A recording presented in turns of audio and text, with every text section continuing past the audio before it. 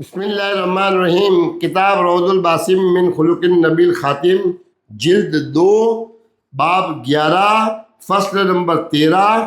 اور فقہا کے اقوال، غیر مسلموں کے حقوق کے بارے میں فقہاء کرام کے اقوال، پیج نمبر 373 سے پارٹ نمبر 63، پھر شروع، قول نمبر 6۔ امام مرغیانی الہدایہ میں بیان کرتے ہیں، جب ایک آزاد مرد یا عورت کسی ایک کافر یا گروہ یا قلعے والوں کو یا شہر والوں کو امان دے دے تو یہ امان قابل عمل اور قابل قبول ہے۔ کسی مسلمان کو ان پر حملہ آور ہونے کی اجازت نہیں جنہیں کوئی دوسرا مسلمان مرد یا عورت امان دے چکے ہیں۔ اس کی بنیاد حضور نبی اکرم صلی اللہ تعالیٰ علیہ وسلم کا وہ فرمان ہے جس میں آپ صلی اللہ تعالیٰ علیہ وسلم نے فرمایا، سب مسلمانوں کی جانیں برابر ہیں، ان میں کمزور ترین شخص بھی دوسروں کو امان دے سکتا ہے۔ کمزور ترین سے مراد وہ شخص ہے جو تعداد یا سماجی حیثیت میں سب سے کم ہے اور وہ فقط ایک فرد ہی ہے۔ قول نمبر 7۔ امام عثمان بن علی ازیلعی حنفی نے تبین الحقائق شرح الکنز الدقائق میں امان طلب کرنے والے کے احکام سے متعلق باب میں فرمایا ہے، اگر ہمارا کوئی تاجر وہاں دارالحرب میں داخل ہوتا ہے، اس کو اس امر کی ممانعت ہے کہ ان سے متعلقہ کسی چیز کو نقصان پہنچائے۔ دوسرے لفظوں میں، اگر ایک مسلمان تاجر دارالحرب میں داخل ہوتا ہے جسے امان حاصل ہے، اس کے لیے اس امر کی ممانعت ہے کہ ان کی کسی چیز کو نقصان پہنچائے، خواہ وہ جائیداد ہو یا زندگی، کیونکہ رسول اکرم صلی اللہ تعالیٰ علیہ وسلم نے دغا بازی سے قطعاً منع فرمایا ہے، جیسا کہ ہم اس سے قبل وضاحت کر چکے ہیں۔ تاہم اگر دشمن ریاست کا حکمران یعنی ریاستی اتھارٹی ان کی دولت پر قبضہ کر کے یا انہیں قتل کر کے امان کی خلاف ورزی کرتا ہے، یا اسی طرح فوج اسے توڑتی ہے، یا اسی طرح کی کوئی کارروائی کرتی ہے جس کا حکمران کو علم ہے، تو اس صورت میں ان کو قتل کرنے اور ان کی دولت کو قبضہ میں لینے کی اجازت ہے۔ قول نمبر 8۔ امام ابن الہام الحنفی نے فتح القدیر میں فرمایا ہے، امام ابو داود نے حضرت عمرو بن شعیب سے بواسطہ ان کے والد ان کے دادا سے روایت کیا ہے کہ اللہ کے رسول صلی اللہ تعالیٰ علیہ وسلم نے فرمایا ہے، تمام مسلمانوں کی جانیں برابر ہیں، ان میں سے کمزور ترین بھی دوسروں کو امان دے سکتا ہے، اور لشکر میں دور والا شخص بھی مال غنیمت کا مستحق ہوگا۔ وہ غیر کے مقابلے میں سب ایک ہاتھ کی مانند متحد ہیں۔ رسول اکرم صلی اللہ تعالیٰ علیہ وسلم کے فرمان، اور وہ دوسروں کے بالمقابل متحد الطاقت ہیں، کا مطلب ہے کہ تمام مسلمان ایک مٹھی کی مانند متحد ہیں۔ علاوہ ازیں ابن ماجہ نے بیان کیا کہ اللہ کے رسول صلی اللہ تعالیٰ علیہ وسلم نے ارشاد فرمایا، تمام مسلمانوں کی جانیں برابر ہیں، ان میں سے کمزور ترین شخص بھی ان کو امان دے سکتا ہے،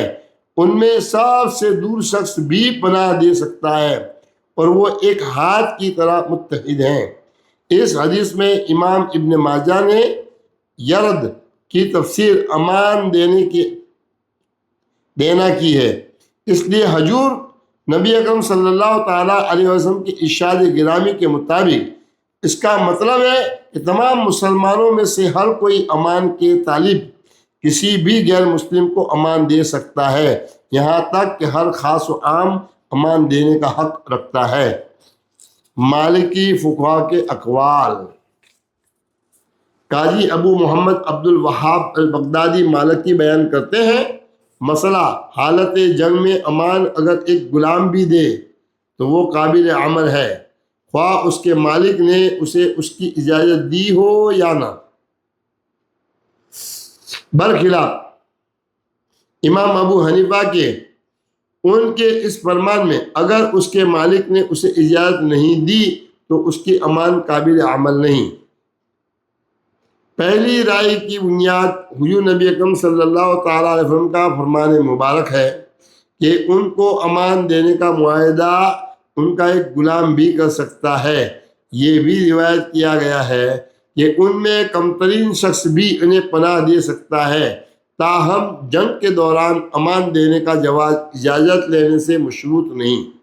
یہ اسی طرح ایک آزاد شخص کی مانند ہے جسے حکمران کی طرف سے جنگ کے دوران امان کی اجازت نہ دی گئی ہو، تاہم یہ امان برقرار رہے گی۔ قول 2،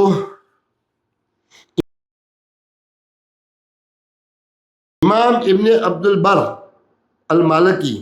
نے فرمایا ہے وہ چیز جو اکثریتی قانونی رائے کو ظاہر کرتی ہے وہ عورت کے امان دینے سے متعلق ہے، یہ اس غیر مسلم کو دی جائے جو دارالحرب سے تعلق رکھتا ہو اور جس کے متعلق رسول خدا صلی اللہ تعالیٰ علیہ وسلم نے فرمایا ہے کہ ان میں کم ترین حیثیت کا شخص بھی امان دے سکتا ہے۔ حضرت ام ہانی رضی اللہ تعالیٰ عنہ کی روایت میں ہے میں نے رسول خدا صلی اللہ تعالیٰ علیہ وسلم سے عرض کیا کہ میں نے اپنے 2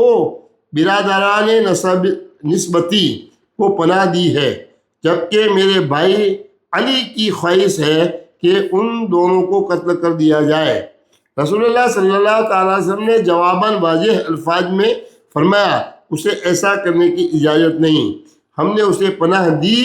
جسے تم نے پناہ دی، ہم نے اسے امان دی جسے تم نے امان دی۔ اس کا مزید ثبوت یہ ہے جسے ابراہیم النخعی نے بطریق اسود عن عائشہ کی روایت کیا ہے۔ حضرت عائشہ رضی اللہ تعالیٰ عنہ فرماتی ہیں مسلمانوں کی طرف سے دی گئی امان خواہ پناہ دینے والی ایک لڑکی ہی ہو اس کی اجازت ہے۔ اسی طرح عمرو بن مرتع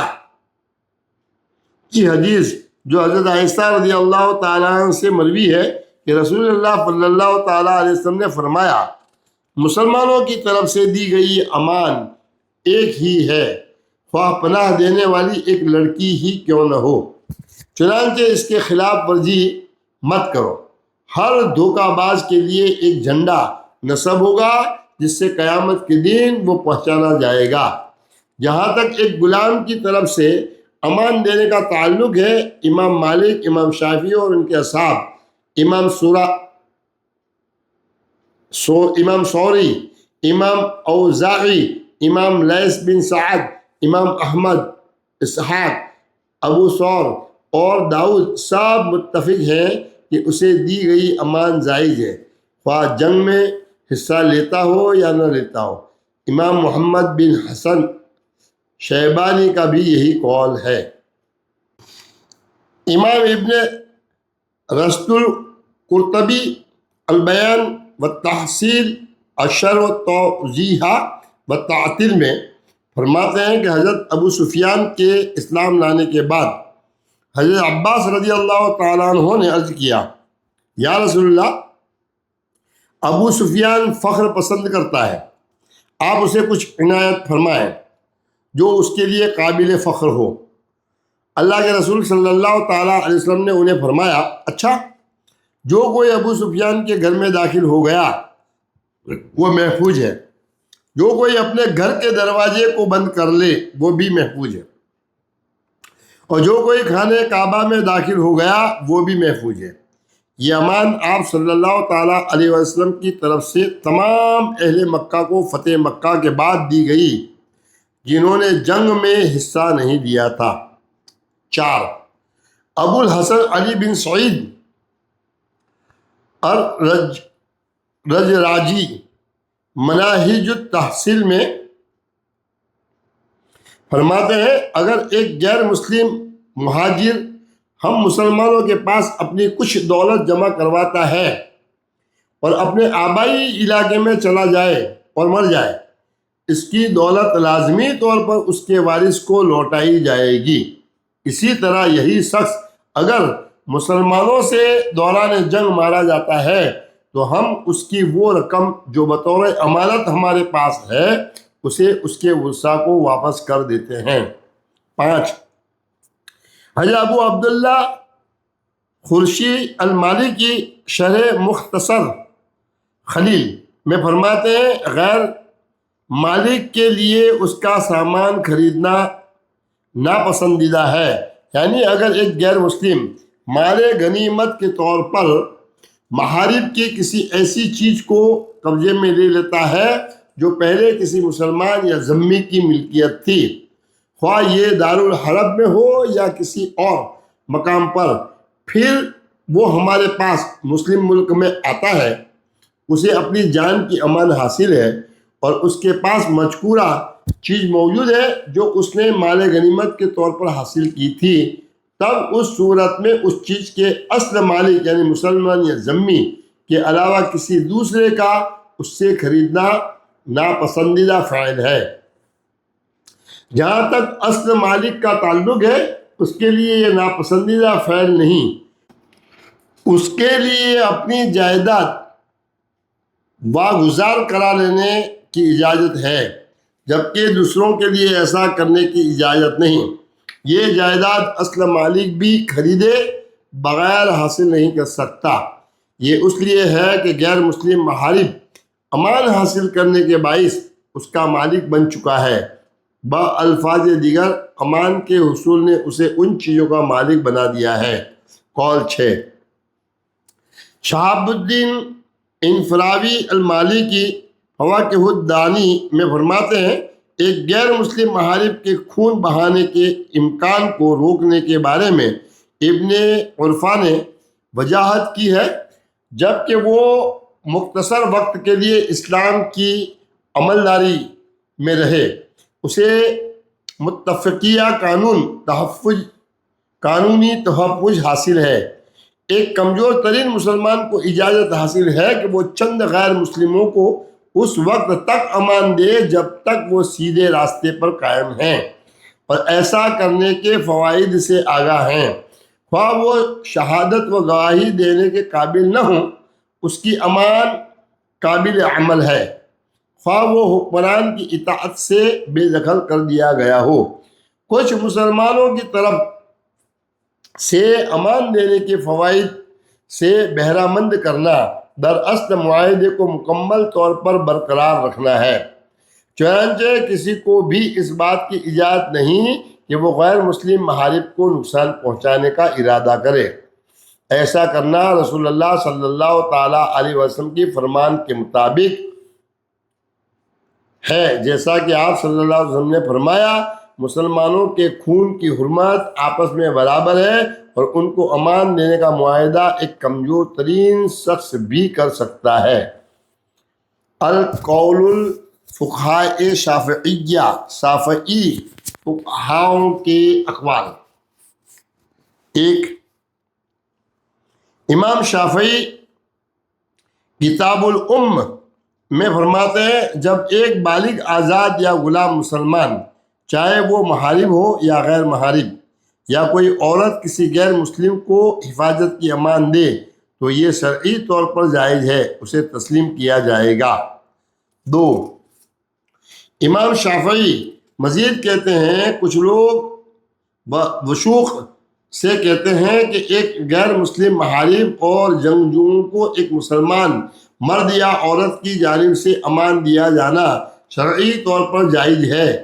اسے تسلیم کیا جائے گا۔ تاہم جہاں تک مسلمان غلام کا تعلق ہے جو ایک باغی یا غیر مسلم جنگجو کو امان دیتا ہے بشرطے کہ وہ غلام خود جنگجو ہے، ہم اس کی امان کو اسی طرح تسلیم کریں گے جس طرح ایک آزاد شخص کی امان کو تسلیم کیا جاتا ہے، لیکن اگر وہ جنگجو نہیں تو ہم اس کی امان کو تسلیم نہیں کریں گے۔ قول 3، امام ابو الحسن ماوردی نے کہا ہے کہ امام شافعی فرماتے ہیں کہ مسلمان مرد و عورت کا حربی اور باغی غیر مسلم کو امان دینا جائز ہے۔ یہی بات امام شافعی نے امام ابو حنیفہ سے حکایت فرمائی کہ انہوں نے مرد یا عورت کی طرف سے دی جانے والی امان کو برابر قرار دیا ہے۔ وہ یعنی امام شافعی ان سے متفق ہیں۔ یہ اس لیے کہ حضور نبی اکرم صلی اللہ تعالیٰ علیہ وسلم نے حضرت ام بانی رضی اللہ تعالیٰ عنہ کی فتح مکہ کے سال امان کو قبول فرمایا کرتے ہیں اور فرمایا، اے ام ہانی، جس کسی کو بھی تم نے امان دی اسے یہ امان در اصل ہم نے عطا کی ہے۔ قول نمبر 4، ابو القاسم الرافعی العزیز شرح الوجیز میں لکھتے ہیں، یہ فصل 2 شرعی پہلوؤں پر مشتمل ہے۔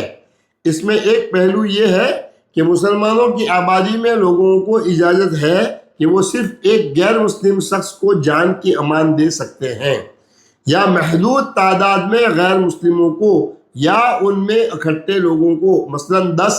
یا 100 لوگوں کو، تاہم انہیں یہ اجازت نہیں کہ وہ پورے ضلع، شہر یا علاقے کو امان دیں۔ اس کا فیصلہ سیاسی اتھارٹی کے استحقاق سے متعلق ہے۔ اور البیان میں تحریر کیا گیا ہے کہ ایک شخص کو عیسائیوں کی ایک خانقاہ یا ایک معبد کے مکینوں یا ایک گاؤں کے باسیوں اور باشندوں کو بغیر کسی شک کے جان کی امان دینے کی اجازت ہے، تاہم فرد واحد کو پورے شہر کے باشندوں کو جان کی امان دینے کی اجازت نہیں، خواہ ان کی تعداد کتنی ہی کم کیوں نہ ہو۔ یہ صورتحال شریعت کے اصولوں کے مطابق ہے۔ قول نمبر 5، علامہ یحییٰ زکریا الانصاری اپنی کتاب فتح الوہاب بشرح منہج الطلاب میں بیان کرتے ہیں کہ بچے، ذہنی معذور شخص، قیدی، خواہ عورت ہو، غلام، فاسق اور بے وقوف کے علاوہ آزاد، بالغ، خود مختار مسلمان ایک حربی کو جان کی امان دے سکتا ہے، تاہم یہ قیدی، جاسوس یا اسی طرح کا کوئی شخص نہ ہو۔ امان پانے والا شخص ایک بھی ہو سکتا ہے، زیادہ بھی، جیسا کہ سارے گاؤں کے باشندے۔ قول نمبر 6، خطیب الشربینی فرماتے ہیں، امن خوف کی جیت ہے۔ یہاں اس سے مراد ہے کہ اگر پہلے سے غیر مسلموں سے جنگ جاری ہے تو اس لڑائی کو روکنا ہے اور اسے جنگی حکمت عملی اور جنگ کے مقتضیات میں سے تصور کیا جاتا ہے۔ اسے منضبط اور جامع کرنے کے طریقے جن کے نتیجے میں امن قائم ہو وہ 3 ہیں: 1 امان کی ضمانت، 2 سیکیورٹی ٹیکس کی ادائیگی، 3 مختصر مدت کا معاہدہ۔ یہ 3 قسم کی تقسیم اس لیے ہے کہ امن کا معاہدہ یا تو لوگوں کی مختصر تعداد سے تعلق رکھتا ہے، اس صورت میں یہ قیام امن کا باعث ہے، یا یہ غیر محدود تعداد سے متعلق ہے، اس دوسری صورت میں یا تو طے شدہ شرائط پر معاہدہ ہوگا یا پھر غیر مشروط جس میں سیکورٹی ٹیکس کی ادائیگی کرنا ہوگی۔ یہ دونوں شکلیں حکمران کی ثوابدید پر منحصر ہیں، جو امان دینے کے برعکس ہیں۔ امان کی شرعی بنیاد قرآن مجید کی اس آیت سے ثابت ہے، وَإِنْ أَحَدٌ مِّنَ الْمُشْرِكِينَ اسْتَجَارَكَ فَأَجِرْهُ حَتَّى يَسْمَعَ كَلَامَ اللَّهِ، سورہ توبہ آیت نمبر 6۔ اور اگر بت پرستوں میں کوئی ایک تم سے امان کا طلبگار ہے تو اسے پناہ دی جائے تاکہ وہ اللہ تعالیٰ کا حکم سنے۔ جہاں تک اس روایت کا تعلق ہے جسے امام بخاری اور مسلم دونوں نے بیان کیا ہے، وہ یہ ہے کہ مسلمانوں کی طرف سے دی گئی محفوظ امان ایک ہی ہے، لہذا جو کوئی مسلمانوں کی طرف سے دی گئی امان کی خلاف ورزی کرتا ہے اس پر اللہ تعالیٰ، فرشتوں اور تمام انسانیت کی طرف سے لعنت ہے۔ ذمے سے مراد ہے حفاظتی امان، سیکورٹی، تقدس اور بنیادی انسانی و شہری حقوق کی بحالی کی ضمانت مہیا کرنا۔ 4 حنبلی فقہا کے اقوال۔ یہاں پارٹ نمبر 63 مکمل کرتے ہیں. اس سے آگے حنبلی فقہا کے اقوال انشاءاللہ 64 پر، پیج نمبر 385 پر. السلام علیکم ورحمۃ اللہ وبرکاتہ.